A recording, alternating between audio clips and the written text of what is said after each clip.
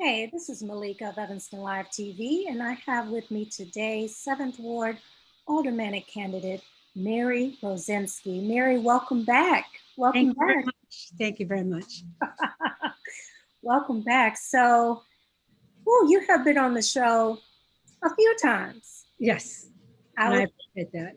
yes, yes. I always appreciate everything that you bring to the table, Mary. The first time you were on Evanston Live TV, I want people to know, is you were fighting for the community to know, the entire city of Evanston, all the residents to know about the spending on Robert Crown.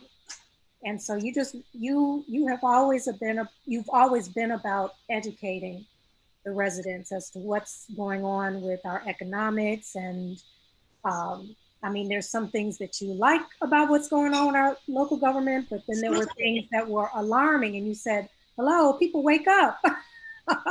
Well, it's interesting you say that because I've been here 30 years and I wouldn't have stayed. I mean, I'm a real estate broker. I could go anywhere.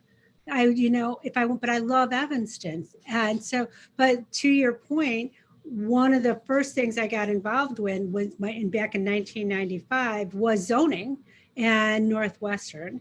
And then the Central Street Neighbors Association, again, trying to get people educated and the city on the same page with our zoning and municipal code and have a common understanding that we all following the same rules. And thank goodness for that group of people who came together for the Central Street Neighbors. It's called CISNA because we worked together for almost 7, 8 months religiously. And we came up with the Central Street Master Plan, which was the only plan that's ever been codified. And you will notice a lot of the other communities, there is sort of horse trading zoning all the time, but because there's no defined code there. And so I think people deserve to know what is going on in their communities. So I always felt like we could work with the city along those lines. And then there was the thing about the privatizing the lakefront for an addition of a 3-story hotel over the parking lot to the Harley Clark Mansion. And then it was going to be privatizing 2.5 acres of our land. So then it was like, come on, guys, our open spaces are really important to everybody. And then it was closing the libraries. And again, you guys, you got to have things in town that are amenities for people who don't have a lot.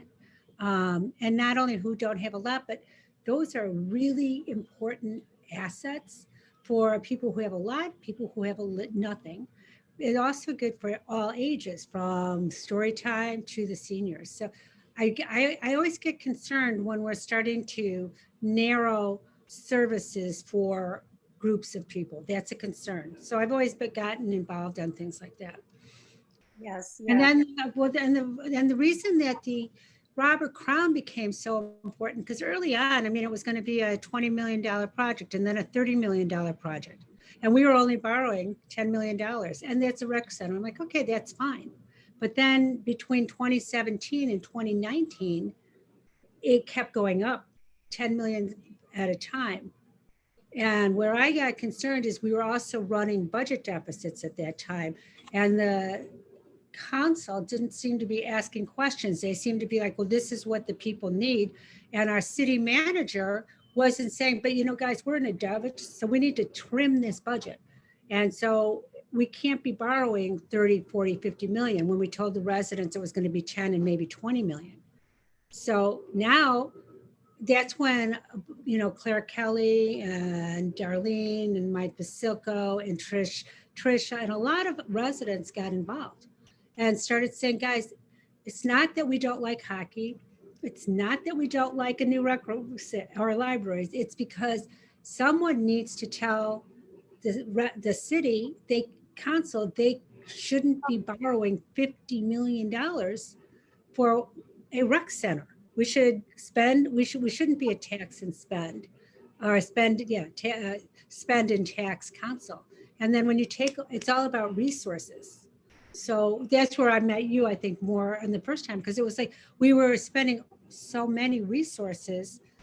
I mean, 30 extra $1 million to borrow could have covered so many things. That costs us like $3 million a year. Mm. 2.7, I think it was a year extra. I mean, it was just so much money each year for the next 21 years. And it seems so unfair when we're saying we're looking at things in a lens of equity. We're trying to be fiscally responsible. We're trying to do this. It's like, well, then try not to spend money we don't have on things we don't need. So that's where then we ran into. And it was like all we wanted to do was someone, either the city manager to acknowledge it or the city people at the city council to stand up and say, hey, you know what? Yeah, let's go back and revisit this. Let's look at the contracts. Let's see why this is costing so much. And what can't we do if we spend our money there? So that's why we were feeling frustrated.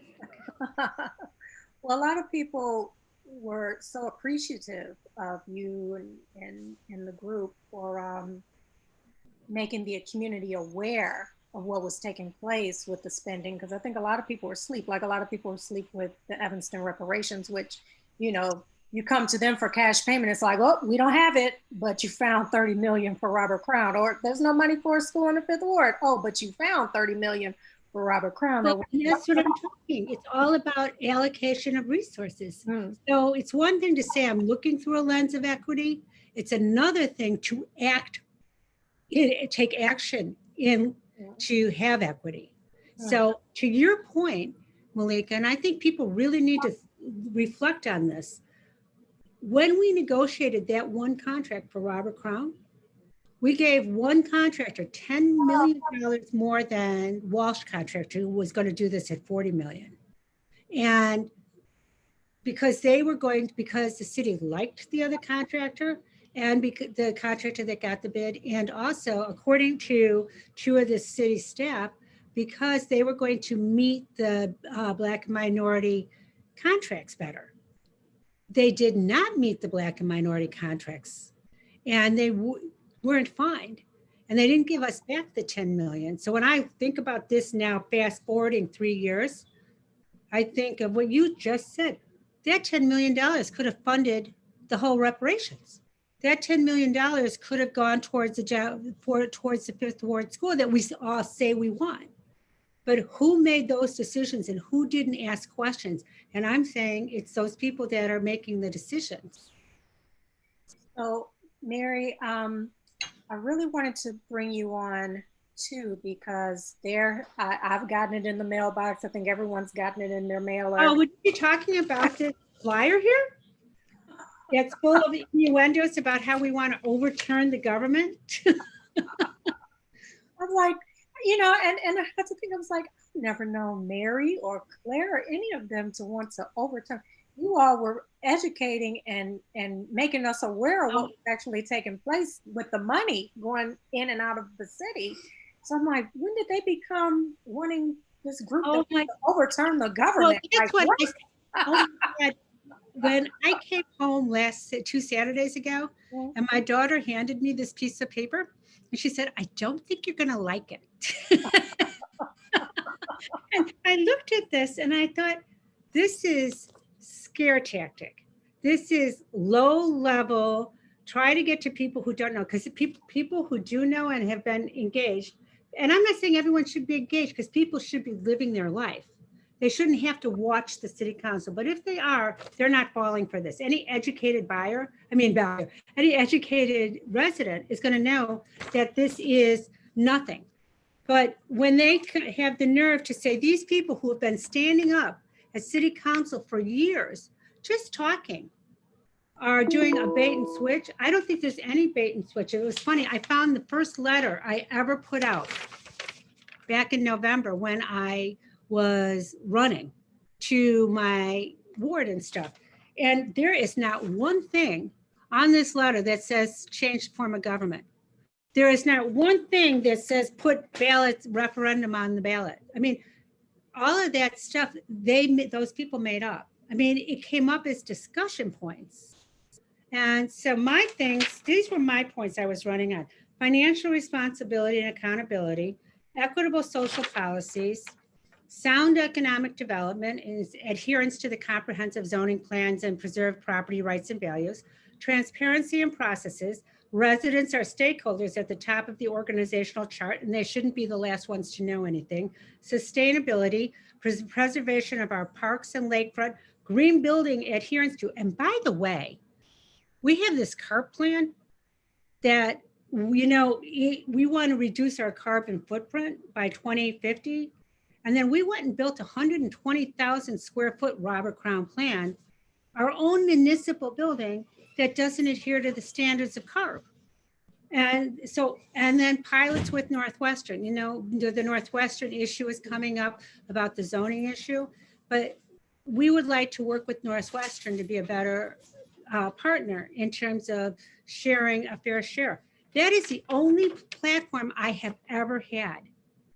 So for them to go and imply that they targeted 5 candidates with misinformation and won't identify who they are, on top of following a letter put out by Jane Grover, Dolores Holmes, Dick Peach, and Pat Ephraim, that they had to have an emergency meeting because people were concerning. To me, it was like, these people are really scared.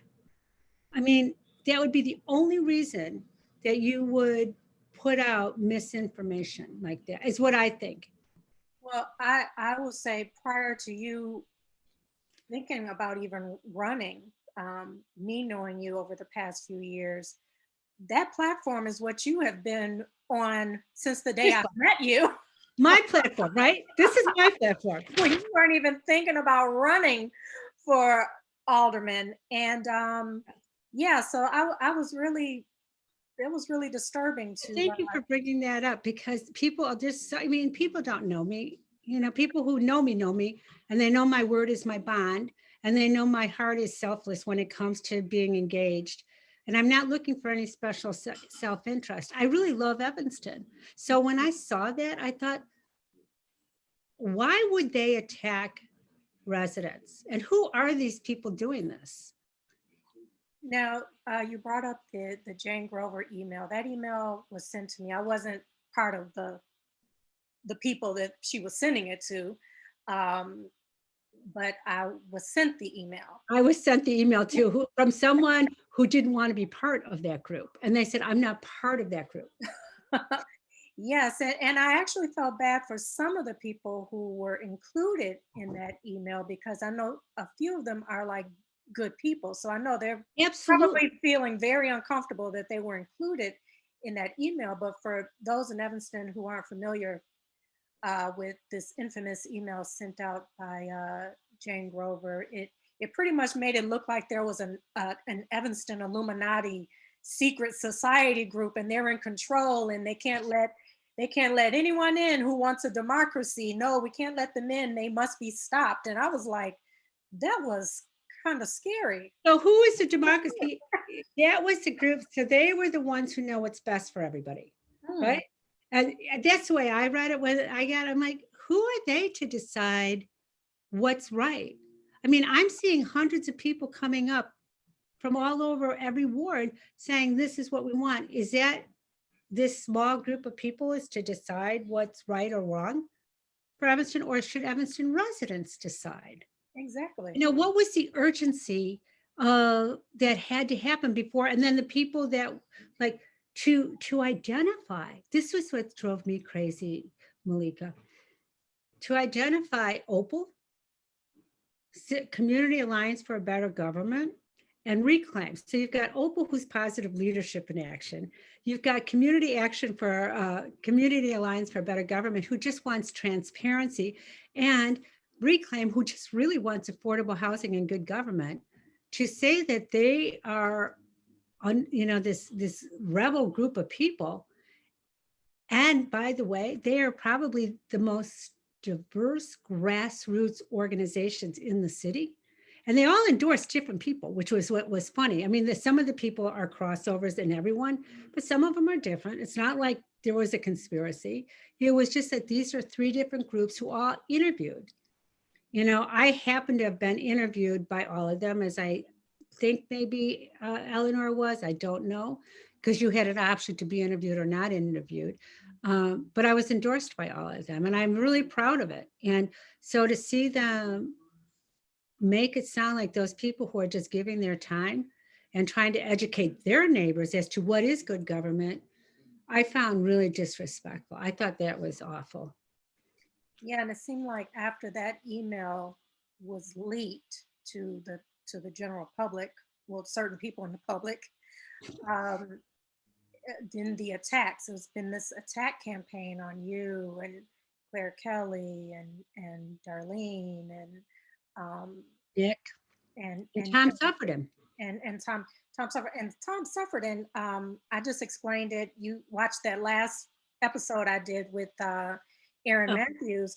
Like my heart went out to Tom Sufferton because here's a man who he saw right through this reparations plan and he was like, this is not a good idea, people. He was actually empathizing with the Black community, but yet his opponent and others were painting him to be a racist. And I was like, no, he's not the racist here. The racists are the ones who are trying to push this through. and Um, yeah. So you they know, Tom fought for would that. love for this reparations plan. A white racist person would love for this reparations housing program to go through as reparations. But Tom Suffredin saw it as this is not a good plan. Okay, I'm a vote yes, but they pretty much threatened him, put him in a chokehold that he had to vote yes.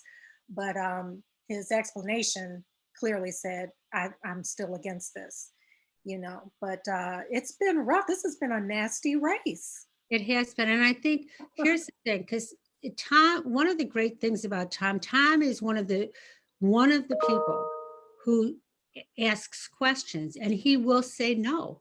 And because he also, like me, likes a well thought out plan. And if it takes another meeting to kind of get the details better, he Mhm. says, it's not that I'm opposed to this. And if people would listen and not be taken out of context, I think on the first reparations vote, I'm pretty sure he said, I am for reparations, but I want better details. And that's the same way, actually, I have always been feeling. It's like, I'm for reparations, but I was upset that reparations is coming out of the fact that an entire race of people was excluded. And now we're moving along, and there's all these people who are supposed to be recipients of the reparations that are being excluded again. And that's when I thought about that. I thought it's not. And so people may say, "Oh, Mary's against." I'm not against reparations. I don't. I think it needs to. The conversation needs to happen a little bit more. You can't exclude people who've already been excluded. That's not a good thing to do. thank, thank you for that, Mary. Right.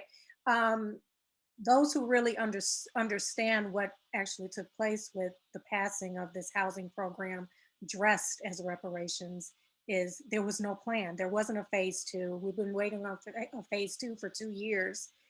They had 2 years to put a phase two in place, and all they put together were bank loans. So eventually, Black people will have to pay back their own reparations if they choose, you know, the bank loan part of it. So, you know, it gets crazy, but, you So know, am I correct though? Like if you were a recipient of it, you couldn't get that money and then go do a job startup? no, it has to be a housing It program. has to be. It has See, that's what that I mean, that to me was just a question because I'm like, well, I've been talking about this for a long time at the affordable housing meetings. It's like we have this affordable housing plan, right?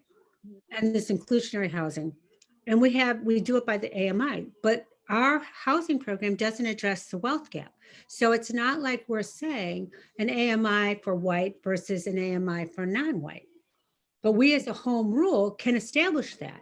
And that's that other thing that flyer said, I'm like against home rule. I'm like, I'm not against home rule. What I'm against is projects like the Robert Crown, which were abused. We could do as home rule. We could pass an ordinance that said any municipal, I'm pretty sure we can do this. We can check. But I asked someone at a lawyer the other day, and he said you could do something that said and put it as an ordinance and vote on it, but that anything over like X amount of million, like anything over 10 million that's not an infrastructure project would have to be approved by the residents. I'm like, see, that's what I want, so that you wouldn't have a council again say, oh, now we want to build a rocket ship to the moon.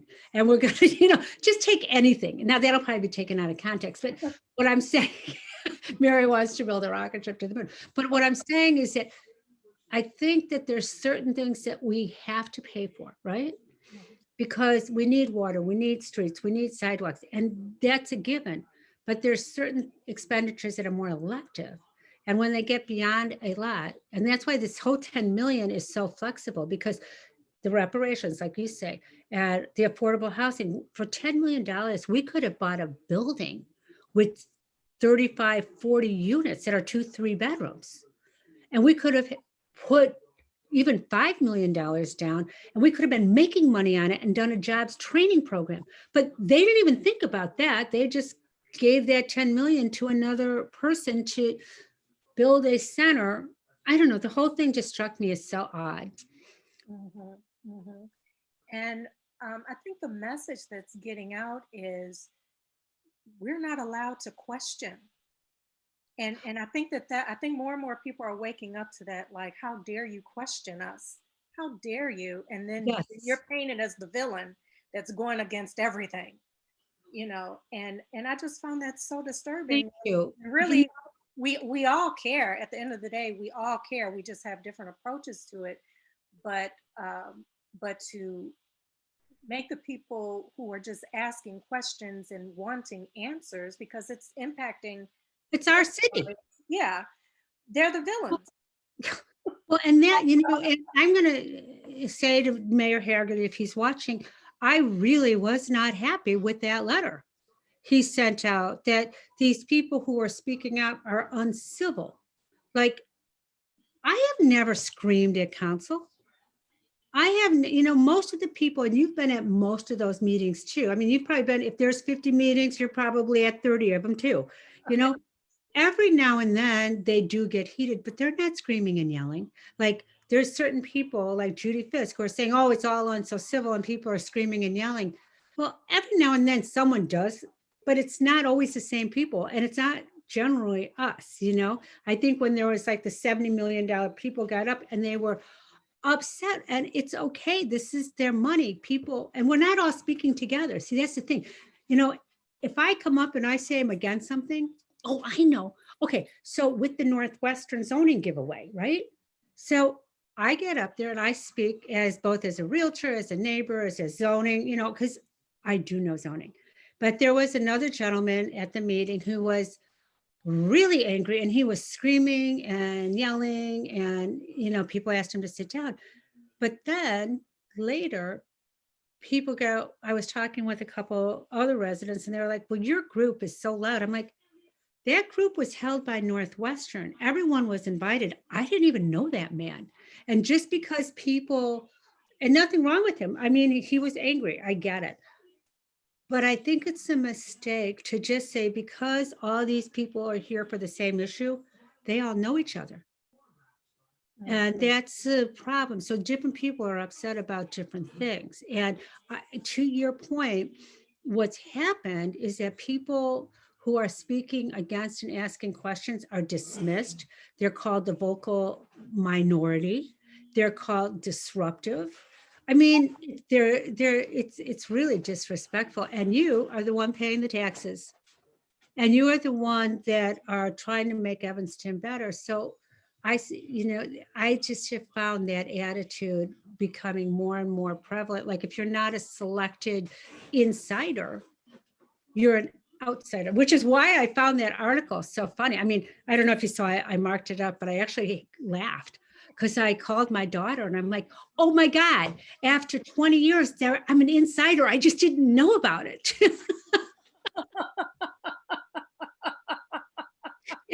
But this is the thing, Malika, you work the community. People that are at that city hall, they just care. They're Right. not trying to do anything. They're not trying to be disrespectful. They just trying to hold their city accountable. That's all they want. Yes. And oftentimes when people get to that level of being upset, I've gotten passionate once at a city council Well, meeting. I think I've probably done one or two, but Yeah. but I don't think I've ever heard you yell. No, I did pound my fist on the desk. But and it was Oh, that was just last week, though. yeah, that was That's the first time I've heard you get like, yeah. But yeah. First time. Because we care. And usually when people get to that level, it's because they've been ignored. Their questions haven't been answered. And I know with reparations, questions went unanswered for well over a year. And people were starting to get upset. And the next thing you know, you hear they're about to pass this vote, like with so many Right. other things. They're about to pass they're about to pass the vote. We didn't get answers to our questions. We don't know what phase two is, what the plan. What about, so 15 are going to get their money, but what about the thousands of other Black residents? Like, what is going on? So that's when more and more people started becoming very passionate. And I think that happens across the board with every issue, with Robert Crown, with everything. The With libraries, with parks, with, I mean, the fact that like these issues involve, they're not just a small group of people. The issues that you just brought up are issues that crossed all the wards. I mean, that's how we all started building our network of community. Because think about it, Malik, it started, like I remember when I first met you, really met you. I think it was outside, it was a couple of years ago. You were sitting outside Fleetwood. uh-huh. And you were tired and we were tired and we just all sat down and talked about Robert Crown. And you were like, "Oh, I didn't know that." Yeah, it was something I didn't know. I was like, really? How much money? Really? And we were over here And like you trying were to figure fighting out for what's something going on else. with Family Focus. Wait, they're about to shut down Family Focus, but they're paying how much to Robert Kraft? You all Exactly. totally woke me up. I was like, what? Exactly. And that's how things happen in town. You just sit down and you just talk to someone else. And it's like how like I got to be friends with Bennett through the library thing all the way back in 2010 because someone told me, yeah, we were trying to get a Fifth Ward library. And so we were opening the book walls all over the place. But we didn't, I mean, in all fairness, we didn't have a lot of books by Black authors with Black characters. So someone said, you need to meet Mr. Johnson and ask him to help you. So we did, and Bennett was just like a salt of the earth. He's like, come on down to, where his publishing place was at the University of Chicago. And he gave us like not that night, but about 2 weeks later, after one of the city council meetings, he said, Rosinski, or he always called me O'Rourke. He go, O'Rourke, come down to the car after the meeting. I have something for you. So I went down, he opened his trunk and he had like 3 or 4 boxes of brand new books written by Black authors with Black characters so that we could put them in the fifth and second ward. And that's what starts friendships of talking. It's not saying we can't do it. It's to have someone telling you, reach out to this person. I bet they can help. Right. And Now, Mary, again, I want you to go over your platform because we're oh, coming okay. to a close. But I want you to go over your platform, but also our new mayor he's going to be sworn in Oh, May. Daniel. Yes. Now you said he sent out a Oh my message. God. I want everyone to go on Daniel Biss's Facebook page. And I don't know if he's posting this anywhere else, but I think he saw this and he saw what's been going on with these flyers. He made a statement to Patch about a week ago saying that there is something wrong with that he stood for very much of the same things that we said: accountability, transparency, let's know what the government is. Then that second flyer came out and it was worse than the first, in that now all of a sudden they've dragged poor Cicero into our family argument here at Evanston. And so Daniel wrote it on mine, it's 3-page, saying that group is secretive, and it's sort of ironic that they've targeted 5 candidates and said that those 5 candidates want to overturn the government, when that's not just what they're saying. They're just saying they want good government, and that he actually calls out, if I can read it where he said it, Evanston together goes to imply without justification that these 5 candidates hold a number of positions on issues such as home rule, referenda, and more, and we're asked to believe that essentially a shadow political party in Evanston with an unspoken policy platform that's largely unrelated to the issues is actually the candidates allegedly belong to this party they are talking about. And then he goes on to say, let me be very clear. Oh, no, wait, what does he say? Ugh. Well, if you read it, I have to. Oh, here's what he said. Notwithstanding this, and without any apparent evidence, an organization calling itself Evanston Together has decided that 5 automatic candidates have a secret agenda to abolish Evanston's form of government, something that cannot be done without a referendum, by the way. In fact, their most recent mailer admonishes us to not let Evanston become like Cicero, an ugly, racially charged effort to connect us to a majority Latinx community with a strong mayor form of government. So, and then it goes on to basically talk about how this organization, which is targeting 5 candidates, is off base. He's not endorsing anybody, but he's saying, and my point is that none of those 5 candidates have disavowed themselves from those flyers, and they've had 2 weeks to do so. And if I were being endorsed by a group that I thought did not represent my values, I would have called you, I would have called Patch, I would have called the roundtable, and I would have made a public statement that I do not want that endorsement. That's not what I stand for. Yet, those 5 people all sat there, and they've sent out a third flyer targeting Suffragan solely. I know. And so now it's 3 weeks in a row. And now, though I will say, not everyone's on that flyer. On that flyer, it's just Melissa and Katie and Greg Kleiber for some reason and Peter Braithwaite. And they're targeting Suffragan. And Suffragan is like the only guy who's been standing up and saying, can we explore this idea further? So I encourage everyone to go on and look at the business, because I think Daniel wants to be a good, strong mayor. That doesn't mean he's going to change the government, and I think he wants to work with the city manager the same way I want to work with the city manager. I want to have an open relationship, and I want to be able to question staff if I think, like, gosh, I don't understand these numbers because they're twice as high as Glencoe or Winnetka or Northbrook or Skokie. Can we, go back and get another estimate on this? If that's what they consider a secret platform, well, I do say on my platform that my number one thing is financial responsibility and accountability.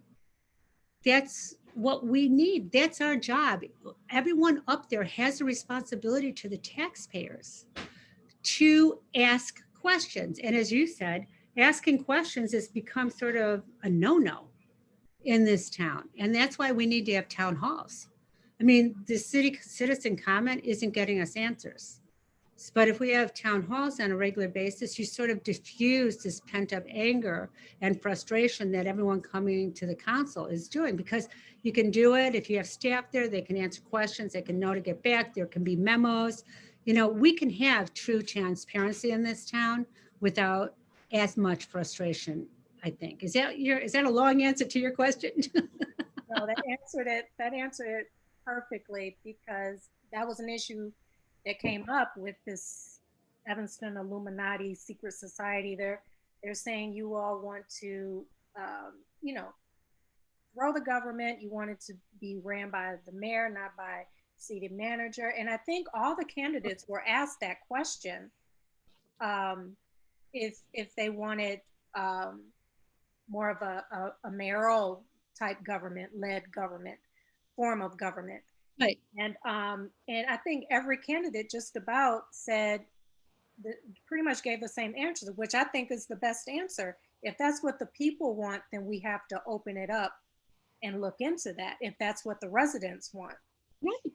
And if there's an idea, see, if we start having the idea that we can't explore ideas, then what are we doing? If we say we've tried this and it won't work, then I think, oh my goodness, we're going to be stagnant. And then we have to be able to explore it, because if you see someone doing something better, and this is another thing, Malika, we can't look to cities who are not doing as well as we are and say, oh my God, we're doing so great. I think we need to look and say, hey, we're doing well. Can we do better? And if we can, how do we do better? Like, oh my God, going to like the affordable housing issue again, like there's a concern, as you know, about gentrification in the communities, right? That people are getting priced out because developers are buying houses. Well, owners of property moving in all wards have the right to their equity. That's their nest egg. So we can't penalize them for selling their property, right? And developers come in, all races, colors, whatever, and they buy property, and their job is to make money. And we can't penalize them because that's what they do. But the city of Edina has started a program to help stop the outpricing of their community because they're running into the same thing over gentrification, and people can't stay in their community who are the ordinary middle class because the middle class is being wiped out. So what they did is they sent out letters to the entire community. They assessed from the tax assessors properties that are under 450 or 400. And they sent postcards to everyone. And they said, if you're thinking of selling, before you sell it to a developer or however their phrasing was, they said, would you sell it to us? And so then we will buy it and we'll sell it back to that person who can only afford 400 or less or 450 or less. And so it keeps that price, that lower than 450 housing stock in the community. So the people can get their equity and move on. I mean, they could sell to the developer, but if they have like people like you and me, like I'd like to see someone be able to stay in Evanston that can afford it. And I don't want my house torn down just for the sake of it. They can sell it and then the next person can come in and stay. And I thought, wow, that's a creative idea. And it sort of helps people stay in our community. But so that's one of the things. I think we always have to be looking at other communities that are doing it better and just say, would that work here for the problem we're trying to solve? I mean, that could or could not, but. And I think in me going out to the community and talking to them about affordable housing several years ago, it was interesting because white residents were like, hey, it's not just Black people being priced out. I can't afford to stay here either. So like you said, that middle class is being wiped out of. Oh, absolutely. Absolutely. And it's interesting. And even the upper percent, they're feeling the pressure of the real estate taxes. Mm-hmm. So then you bring in, I mean, it gets complicated. So then we have to figure out how do we keep taxes from going up too much. And then it goes to how do we bring more business in? And then you could actually come back to the jobs training. You could come back to the reparations. Like, for example, if our Black community is having a harder time, but financially, and we need to create wealth. We need to create wealth within the Black community, right? And so that reparations money could have been used for someone who's an entrepreneur to do a startup business or something. It's just like those are those things that you think about could help someone stay here in Evanston. Mm-hmm. Well, Mary, I appreciate you coming on and explaining because everyone was wondering what the heck is happening. They're getting these mailers in their mailbox and it's just very dark and disturbing. You're like, what Thank is you. this? What is going on here? Thank you so much because I've been knocking on lots of doors and sometimes as, people go, oh yeah, I got the letter regarding, I know about you. And like, it's how they say it. And it's like, okay, can I just tell you that what you're reading isn't what I said? Now some people will open the door and other people they've read those letters and they have decided that I'm here to, and I'm like, that's not what any of the candidates said, but please. And I would encourage everybody to go on my website. My daughter is putting up the rest of the videos. There's like 5 videos. And I think every candidate on their website has all their forums. Like I found it really ironic that this group of people who did this flyer went to the NAACP forum, which was one of the last ones. They had to go all the way to almost the last forum to find something to make on this flyer. Because all the other forums, because I mean, Malika, I've done one, as everyone has with you, with the DPOE, with Reclaim, with, I'm trying to think of all the different forums. So if you really want to know in your ward, anyone who's listening, what the candidates stand for, I encourage you to go to that candidate's website and look and see if you can find their forums and see that people are exploring ideas. And it is so critical to explore ideas without being condemned. Mhm, mhm.